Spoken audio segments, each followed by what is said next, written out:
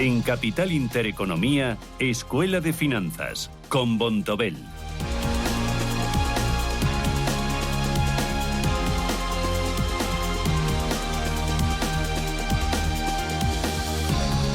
Y arrancamos en este año 2024 con algunos espacios que ya han dejado y que ya han hecho su hueco en la programación y también entre la audiencia. Esos espacios que apuestan por la formación, por la educación financiera. Abrimos nuestra Escuela de Finanzas, lo hacemos con Ricardo Comín, que es director comercial en Bontobel para Iberia. Ricardo, ¿qué tal? Buenos días. Buenos días, encantado de estar con vosotros y feliz año a todo el mundo. Bueno, ¿qué tal todo? Bien, la verdad es que bien, la vuelta dura, como estábamos hablando, pero bueno, bien, ya estamos en marcha, ya estamos en plena forma. Hoy estamos en marcha. El año pasado fue uno de los años en los que por fin la renta fija aportó rentabilidad, diversificación, descorrelación en las carteras. Fue el año de la vuelta de la renta fija y este año 2024 también la renta fija va a jugar un papel muy importante en las carteras. El universo de renta fija en cuanto a emisores y también a volumen bajo gestión es enorme, mucho más importante que el de renta variable. Pero es un activo que cuesta comprender, que es más difícil de entender por parte del inversor, sobre todo del minorista. Y desde aquí pues vamos a poner nuestro pequeño granito de arena en aclarar algunos de los términos de la renta fija. Yo muchas veces te lo he preguntado porque me lío con la TIR, la GIL, el cupón. Vamos a empezar por aquí, por el cupón. ¿Qué es el dichoso cupón de la renta fija? Bueno, pues el cupón es la herramienta por la que llevamos desde el año pasado diciendo que la renta fija ha vuelto y por el que estamos tan confiados en la renta fija. Al final el cupón es la razón por la que suelo invertir en renta fija, o debería ser el principal motivo para invertir en renta fija, eso es lo tradicional. Al final la renta fija no es más que comprar deuda. O cuando alguien emite bonos, lo que está pidiendo es que alguien le pague un préstamo. Entonces tú lo que estás haciendo es emitir un préstamo que lo abres al público en general para financiarlo en pequeñas partes, que son los bonos. Esos bonos están recompensados con un cupón. O con una forma de cupón. Hay diferentes formas de cupón, que le vamos a hablar ahora, pero principalmente lo que te dice la renta fija es: préstame dinero a X tiempo, vamos a ponerle 5 años, y yo cada año, por ponerlo muy sencillo, te voy a pagar un tanto por ciento sobre lo que me has prestado. Si me prestas 100.000 euros, te voy a pagar un 3%, quiere decir que cada año yo te voy a pagar 3.000 euros en cupones. Y el último año te devuelvo, te pago los 3.000 euros y te devuelvo tus 100.000. Que es el principal y son los cupones. Exacto, los 100.000 es el principal, los 3.000 euros anuales, ese 3%, son los cupones. Hay cupones periódicos que son fijos, como este que me decías, ¿no? Que todos los años o todos los meses yo te doy un cupón. Exacto. Los cupones más o menos se pagan de diferentes maneras y se hace realmente para hacer esa deuda atractiva. Entonces cada uno tiene que buscar un poco cómo quiere recibir esa deuda. Si eres un inversor institucional, estás construyendo un fondo, pues un poco te da igual cuando te paguen. Si eres un inversor final, que tú lo que quieres es pues más o menos con tus ahorros ir construyendo una renta que te ayude a pagar tus gastos de manera mensual, pues a lo mejor lo que harías es buscar un bono que te pague de manera mensual. Hay también bonos de cupón cero que no pagan cupones durante el periodo, ¿no? Que el está tiempo, emitido, ¿no? La duración del bono. De la emisión.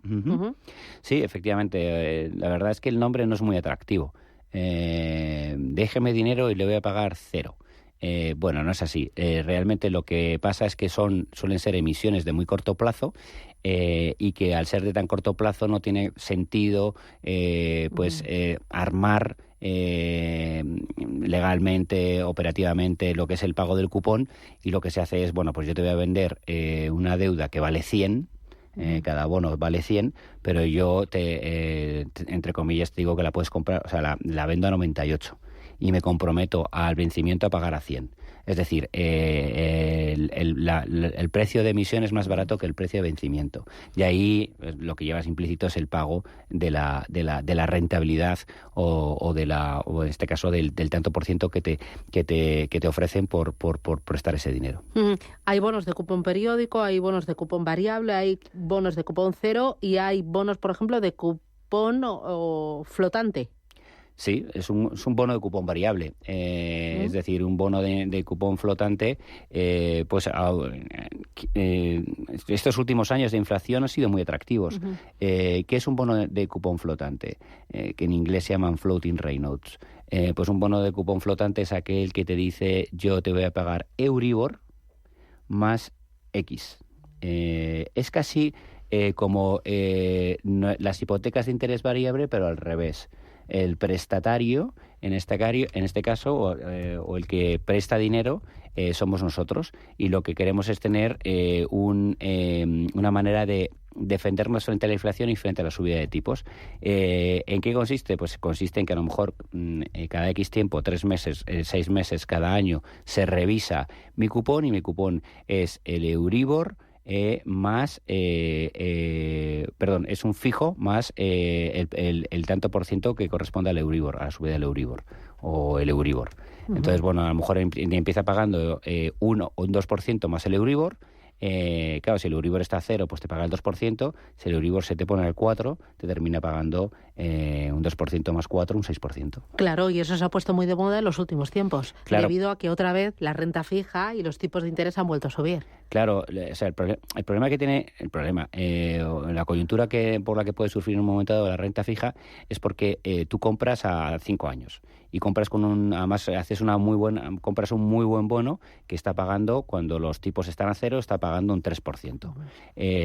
Pues parece muy atractivo, pero de repente hay una subida en 2 años, como hemos visto, hasta poner los tipos oficiales al 4%, que te estén pagando un 3% es bastante ruinoso. La gente que hace, en general, se trata de vender esa deuda para comprar una deuda que pague más.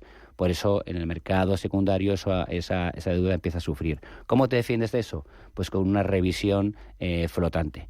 Por eso los bonos de interés flotante son muy interesantes para en este caso las situaciones que acabamos de vivir estos últimos años. Y de hecho hay otro bono, que es el bono ligado a la inflación, porque los bonos de interés flotante son más bien emisiones privadas, pero el bono ligado a la inflación son emisiones, en este caso, de públicas. Y ahí lo que te dicen es: yo te pago un cupón X, y luego, si la inflación pasa de una cierta cantidad, como país me comprometo a complementarte ese cupón. Pues yo creo que la inflación tiene que estar en el 3%, o no debe pasar del 3%. Si pasa del 3%, te pago un tanto por ciento sobre eso. ¿Y los cupones, cuando se abonan todos los meses, cada 3 meses, una vez al año, una vez al semestre? ¿Cómo suele ser? Cada emisor o cada emisión tiene su situación. Entonces, se puede pagar como uno prefiera. Como digo, hay gente que prefiere que le paguen mensualmente. Hay otros que no, que prefieren a cierre de año, y me hago mis cuentas a cierre de año. Pero los cupones, repito, no tienen nada que ver cómo se pagan en un fondo o cómo se pagan en una compra directa en un bono. En un fondo, todos los cupones de toda la deuda que tengo comprado caen al saco común. En el saco común se restan los gastos derivados de, como si nosotros también, si yo compro en directo, tengo que pagar una comisión de brokeraje, una comisión de mantenimiento, una serie de comisiones. Yo le resto a esos cupones, le resto los gastos, y luego lo que se repartiría de manera alícuota son los cupones. Se puede hacer 2 cosas con los fondos, con los cupones: una de 2, acumularlo, con lo cual el precio de mi participación sube, o distribuirlo en la parte de alícuota, también decidiendo si lo quiero hacer trimestral, mensual o anual. Claro, hay fondos de acumulación o fondos de reparto, ¿no? Exacto. En general, la gente suele comprar fondos de acumulación. Son más sencillos, tú vas viendo cómo te va subiendo tu participación y vas viendo la valoración de tu fondo en el banco. Pero bueno, como repito, hay mucha gente que en un momento dado le parece muy, muy conveniente el poder tener un pago en X que te ayude a pagar, pues yo qué sé, tu alquiler. Claro, y cuando recibo ese cupón, pongamos trimestralmente, ¿no? Porque opto por un fondo de reparto, entonces yo ahí pago comisiones. sí, pagas comisiones. Y de hecho, en cuanto a Hacienda, los cupones... bueno, en Hacienda sí, porque tú incrementas el patrimonio y entonces pasas por la ventana de Hacienda, ¿no? Es buenos rendimientos de capital. Entonces, tributas como rendimiento de capital, pero para tributar como rendimiento de capital, de hecho, le tienes que restar las comisiones. Entonces, sí, efectivamente, tiene comisiones. Pero bueno, también cuando... si yo me compro, ahora que Iberdrola va a pagar dividendo, si yo me compro acciones de Iberdrola, cuando me pagan el dividendo, pues me van a cobrar unas comisiones. Eso es ya un tema no tanto del emisor, sino es más bien un tema del banco donde tenemos depositado, o la entidad donde tenemos depositado el bono. Y otra cosa, quizás sea muy básico, pero los cupones, menos en los bonos de cupón cero, son en todo tipo de emisiones, gobiernos, investment grade y high yield, todas las... o sea, los gobiernos también dan cupón, ¿no? Sí. Y las empresas también, el investment grade, ¿no? También dan cupón. Es el atractivo de la renta fija. Vale. Me préstame dinero y yo te pago un tanto por ciento que lo hago a modo de cupón. Entonces, bueno, y además repito, es una manera también además muy atractiva. De hecho, ha habido, fíjate la demanda brutal que hay ahora mismo en España con las letras. Las letras es un ejemplo de bono de cupón cero. Se emiten a muy corto espacio de tiempo, lo que hacen es emitirse con un precio menor al precio de vencimiento. El precio de vencimiento te paga. Pero, bueno, lo que se busca es cobrar ese cupón y tener el menor riesgo posible, porque sabes que el pagador es el Estado en este caso y te va a devolver el 100% de tu dinero. Es verdad que los cupones suelen ser mayores a medida que el emisor tiene más riesgo. Por eso de repente te puedes encontrar pues que hay gente que mide rentabilidad-riesgo y dice me merece la pena, me paga un 7% o un 8% una entidad que yo creo que es de fiar.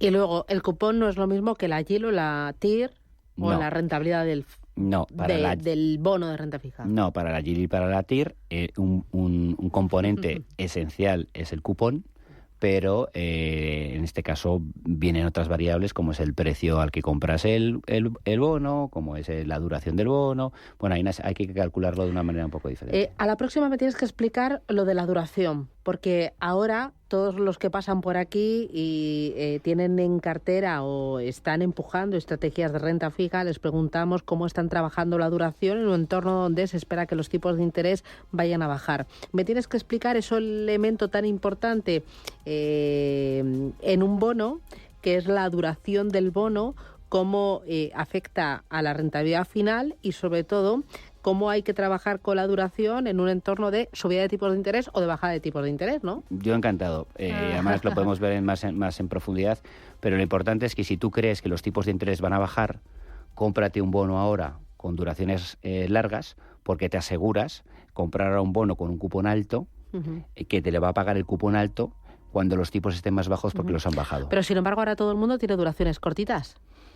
Bueno, doctores tiene la Iglesia. Nosotros no, nosotros estamos a favor de incrementar duraciones, no de manera radical, pero sí que creemos que ya merece la pena coger duración porque la duración te va a pagar. Es decir, tú vas al final a tener un bien escaso dentro de unos años y los bienes escasos se suelen pagar caros. Vale. La duración te va a pagar. Bueno, a la próxima hablamos de la duración en la renta fija, que me parece muy interesante. Ricardo Comín, desde Vontobel, un auténtico placer como siempre. Gracias por esta clase y por más escuelas de finanzas en este año 2024. Un placer, cuídate. El mío. Adiós. Muchas gracias.